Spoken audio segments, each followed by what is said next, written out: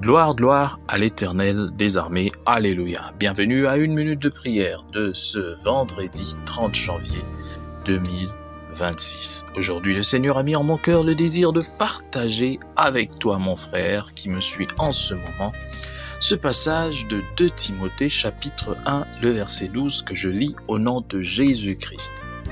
Je sais qui j'ai cru. Alléluia. Oui, c'est très petit.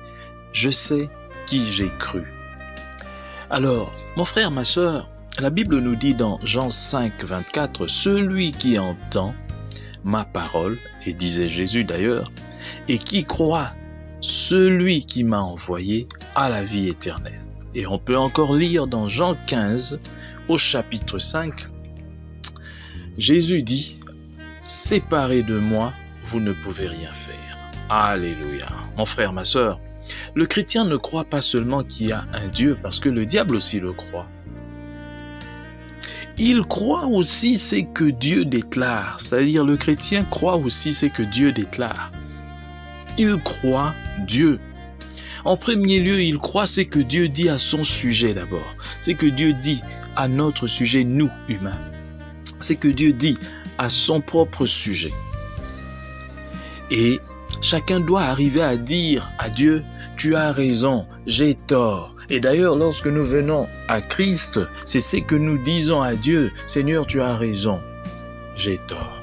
Ainsi comme la femme samaritaine, lorsque nous entrons en contact avec la parole de Dieu et que nous exposons, que la parole de Dieu expose nos vies à la vérité, il en découle ce que cette femme avait dit.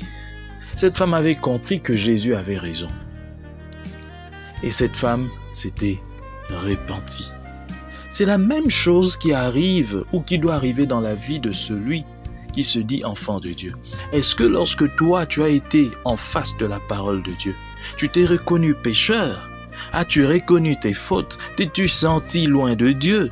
As-tu eu cette envie, ce besoin de Dieu?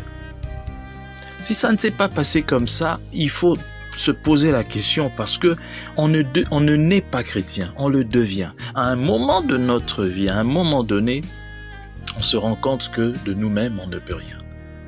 Ceux-là qui ont pensé que non, moi je ne vole pas, je ne mens pas, je ne cours pas les femmes, je ne vois pas d'hommes, je fais pas ceci, je ne fume pas, je vais pas en boîte, qui ont pensé qu'ils pouvaient être justes d'eux-mêmes, à un moment de leur vie, se sont rendus compte que c'était difficile. Quelles que soient les disciplines qu'on peut adopter, à un moment, on se rend compte qu'on ne peut pas. D'ailleurs, tu peux adopter des disciplines par rapport à tous les péchés visibles, mais par rapport à ton cœur, quelle discipline tu vas adopter? Lorsque ton cœur te pousse à détester quelqu'un, c'est ça tout justement.